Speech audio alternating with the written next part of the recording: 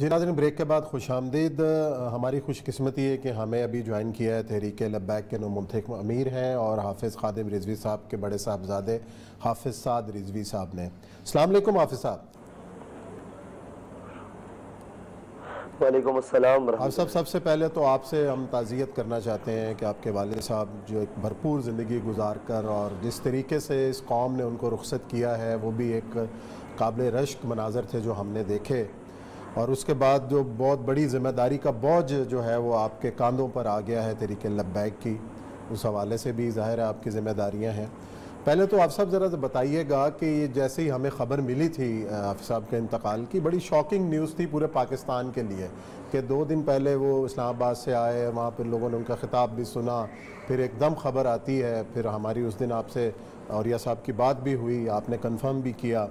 तो आखिरी लम्हात जो थे उनके हाफिज़ साहब के, ज़रा उनके बारे में बताइएगा कौम को कि घर पे आप जैसे उनको मुंतकिल किया और जब आखिरी बातचीत आपके साथ क्या हुई थी हाफिज़ साहब?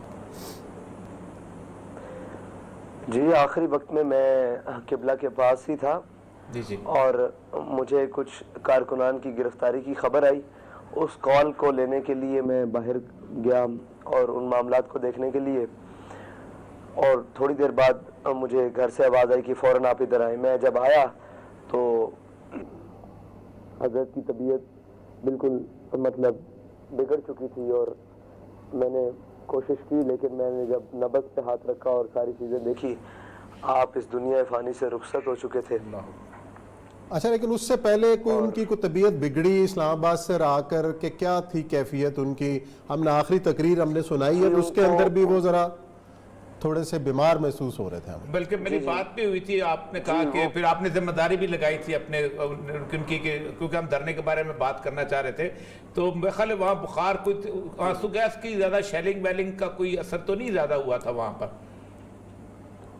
नहीं जी, हजरत ना यहाँ से किबला हमारे कायदे मोहतरम मुर्शिद वो जब यहाँ से फैज़ाबाद के लिए रवाना हुए थे तो उससे 2 दिन पहले आपको सख्त बुखार था और जब आप पिंडी पहुंचे तो आप बुखार की हालत में थे, और जब आप वहाँ आए फैज़ाबाद में तो तब भी आपको टेम्परेचर था 102, 3, 4 के दरमियान शदीद टेम्परेचर था।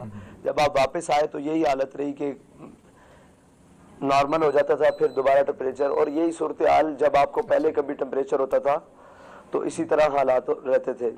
जी, बस आपको कोई कोरोना की अलामात का तो शुबा नहीं हुआ कि जिस तरीके से आजकल वबा फैली हुई है, कोरोना की अलामात के हवाले से बुखार नहीं उतर रहा था या खांसी, तो ऐसा तो कोई शुबा नहीं गुजरा? नहीं जी, ना आपकी छाती बंद थी, ना आपका गला खराब था, ऐसी कोई बात भी नहीं है। ये गलत अफवाहें फैलाई गई हैं। हाँ। अच्छा सब, अच्छा ये तो खैर इसलिए मैं क्लियर करना चाहता था कि लोग अफवाहों से निकल जाएं।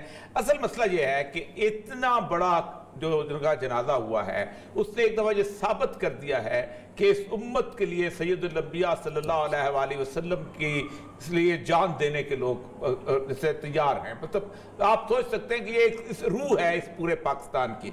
ये बताइएगा कि तहरीक लब्बैक से अब लोगों की बहुत तवक्कुआत वाबस्ता हो गई हैं, अगरचे कि यानी मैं भी बता रहा था इसी प्रोग्राम में कि वाहिद पार्टी है जिसका मीडिया ने बायकाट किया, लेकिन उसके बावजूद भी कितनी अल्लाह ताला ने इसके अंदर बरकत अता फरमाई। आप ये बताइएगा कि आइंदा जो लाएअमल है, ज़ाहिर बात है पहला तो मुआहदे पे अमल दरामद की बात होगी कि क्या आप उसको उस मुआहदे पे अमल दरामद के लिए बिल्कुल उसी जोश व खोश की तरह आइंदा करेंगे, और फिर अल्लाह ताला आपको तौफीक दे कि आप इस मिशन को आगे लेके कैसे बढ़ेंगे? देखिए जी, उस मुआहदे के हवाले से जो भी बात है वो मुआहदा एक बाय रिटन पेपर के ऊपर हुआ है और उसके ऊपर हुकूमत की तरफ से, रियासत की तरफ से 3 जिम्मेदारों ने दस्तखत किए हैं और हमारे मजलिस शुरा के 3 जिम्मेदारान के दस्तखत हैं। अगर जो हुकूमत है वो इस मुआहदे से रूगर्दानी की कोशिश करेगी, ठीक, तो उसके बाद मजलिस शुरा से हम मुशावरत के साथ उसके ऊपर रास इक़दाम उठाएंगे माशाअल्लाह। और कोशिश नहीं करनी चाहिए हुकूमत को कि वो, और हम उम्मीद भी करते हैं कि हुकूमत अपने इस मुआहदे से रूगर्दानी नहीं करेगी। वो इसलिए कि उन्होंने हमसे वादा किया था कि हम इसको लेजिस्लेशन के लिए पार्लियामेंट में लेकर जाएंगे। और पार्लियामेंट में हमें यकीन है कि तमाम हुजूर के गुलाम बैठे हुए हैं, कलमा पढ़ने वाले बैठे हुए हैं, और जब हम हुकूमत के सामने भी बैठते हैं तो वो हमसे ज्यादा अपना इश्क रसूल जाहिर करते हैं। तो जब ये मामला पार्लियामेंट में जाएगा तो कोई भी इसकी मुखालफत नहीं करेगा और ये इत्तेफाक राय से पास हो जाएगा। और अगर उसके ऊपर कोई बात होगी तो हम उन पार्लियामेंटेरियंस के पास खुद जाएंगे और उनको बताएंगे कि आपको ये एमएनएशिप मुबारक, आपको ये तमाम सहूलियात मुबारक, लेकिन हुजूर की इज्जत और नामूस के लिए आप उम्मत की आवाज़ बने, और ये जिम्मेदारी हम जहाँ तक लेकर जा सकते थे वहाँ तक तो पहुँचा दी, अब ये जिम्मेदारी आपके कंधों पर है। तो इंशाअल्लाह हम पूरी उम्मीद करते हैं, क्योंकि मेरे आका मौला सल्लल्लाहु अलैहि वसल्लम ने फरमाया कि मुसलमान बुज़दिल तो हो सकता है, झूठा नहीं हो सकता। सही बात। अच्छा, आप सब ये बताइएगा कि अल्लामा साहब की जो शख्सियत है, जिन्होंने जिस तरह उन्होंने एक नई रूह फूंकी थी, और ख़ास तौर पे सेकुलरिज्म और लिबरलिज्म के खिलाफ जिस तरह वो बहुत बड़ी आवाज़ थे, आप अंदाज़ा करें कि जब भी उनसे मुलाकात हुई हमेशा वो इस तरह के पूरी, ऐसा लगता था कि ऐसे पूरी दुनिया का इंटरनेशनल पर्सपेक्टिव उनके साथ। आपकी ये जद्दोजहद जो है सेकुलरिज्म और लिबरलिज्म, आज जो कुछ हमारे माशरे के अंदर फाशी और उरियानी की सूरत हाल है, इसको आप कंटिन्यू रखेंगे आइंदा इंशाअल्लाह अज़ीज़?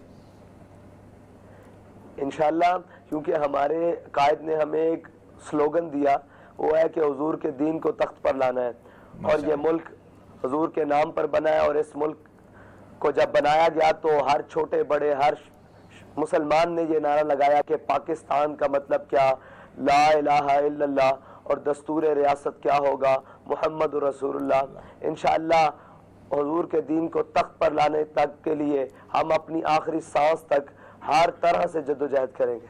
अच्छा हाफिज़ साहब, एक चीज़ हमें नज़र आई उस जनाजे के अंदर कि तमाम मकातब फ़िक्र के जय्यद उलमा, सियासी जमातों के जो रहनुमा थे वो भी शरीक हुए, और ज़ाहिर है जब आप इस पॉलिटिकल एजेंडे की बात करते हैं, दीन को नाफिज करने की बात करते हैं, ज़ाहिर है एक सियासी जमात के बाकी जमातों से भी राब्ते होते हैं, एक मुश्तरकात के ऊपर इत्तफाक की बात होती है। तो इतनी दीनी जमातें हैं तो तहरीक लब्बैक की क्या प्रायोरिटी होगी कि बाकी दीनी जमातों के साथ मिलकर उनको भी इस जद्दोजहद के अंदर शामिल किया जाएगा, या आप सोलो फ्लाइट के हामी?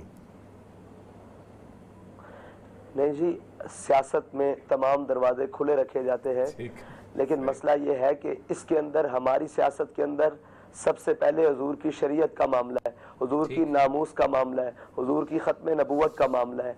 जब वो लोग हमारी अव्वलीन तरजीह पर आ जाएंगे तो हम उनसे बैठकर बात कर सकते हैं, लेकिन अगर वो अपनी ही तरजीहात को आगे रखें और हमसे ये तवक्को करें कि हम किसी के बारे में नरम गोशा रखते हैं या हम किसी के साथ मिल जाएंगे, तो ये कैसे मुमकिन है? हम फैज़ाबाद में शेल खाते रहें, फैज़ाबाद में लाशें उठाते रहें, ख़त्म नबूवत के लिए सारे मामलात करते रहें, और किसी के लबों को जुम्बिश तक ना आए, तो हम किसी की सियासी तरजीहात या किसी के रंगीन नारे या किसी की ज़ाती मफादात के ऊपर कैसे जा सकते हैं चल के? पहले तो वो हमारे साथ इस मामले पर आए जो मामला हमारे ईमान की असास का है, फिर उनसे दूसरे मामलात पर बैठ के बात की जा सकती है। अच्छा, ये बहुत इंपॉर्टेंट अहम तरीन चीज़ है कि वो खुद भी आया दीन आया। मुझे इतना याद है कि ऐसा वो नारा लगाया करते थे कि कैफियत तारी हो जाती थी। असल में दीन के नफाज के लिए आपने कितनी खूबसूरत बात की, तरजीह अव्वल आपकी जो है उसके ऊपर तय कर दिया जाए। तो तरजीह अव्वल के हिसाब से मुझे लगता यह है कि आपको तो बाकी कितनी बड़ी तमाम सियासी पार्टियों के मुकाबले में खड़ा होना पड़ेगा। तो ये मुझे बताइएगा कि आपकी आइंदा जो है इस इतने बड़े क्राउड की तंजीम साजी जो है और उसको एक लड़ी में परोना, और उसके साथ साथ आइंदा की सूरत हाल कि आप कैसे उसके लिए तैयारी करना, इसके लिए आप क्या लायामल है? देखिए, हमारे कायद एक तमाम जमात के रूह रवा, हर चीज़ उन्होंने बनाई, लेकिन एक उनकी खसूसियत थी इस जमात के मुस्तकबिल के लिए, और मुस्तकबिल के लिए भी, और उनकी हकीकी दिली आवाज़ भी थी कि उन्होंने पूरी जमात में किसी का ज़ाती नारा नहीं लगने दिया, बल्कि अपना भी ज़ाती नारा नहीं लगने दिया। और जब भी मुझे उम्मीद है इस उम्मत मुस्लिमा के, इन मुसलमानों के बेटों से, इन पाकिस्तानी बासियों से उम्मीद है कि जब भी मैदान में या किसी भी ग्राउंड में, किसी गली कूचे नगर में लब्बैक या रसूलुल्लाह का नारा लगेगा तो ये कौम उसी तरह जमा हो जाएगी हुजूर की गुलामी में अपना इज़हार वफा करने के लिए। जी बहुत अच्छी है, ये बहुत बड़ी बात है, ये बाकी सही बात है। उन्होंने किसी पीर का नारा लगने दिया ना अपना नारा लगने दिया। तो अभी ब्रेक पे रहिएगा। चलो जी, हम यहाँ पे रहते हैं, आप सब ब्रेक ले रहे हैं, ब्रेक के बाद आएंगे और आपकी जो तरजीहात हैं और किस तरीके से लेकर और जो चैलेंजेस को लेकर आप आगे बढ़ेंगे उस पर करेंगे गुफ्तगू।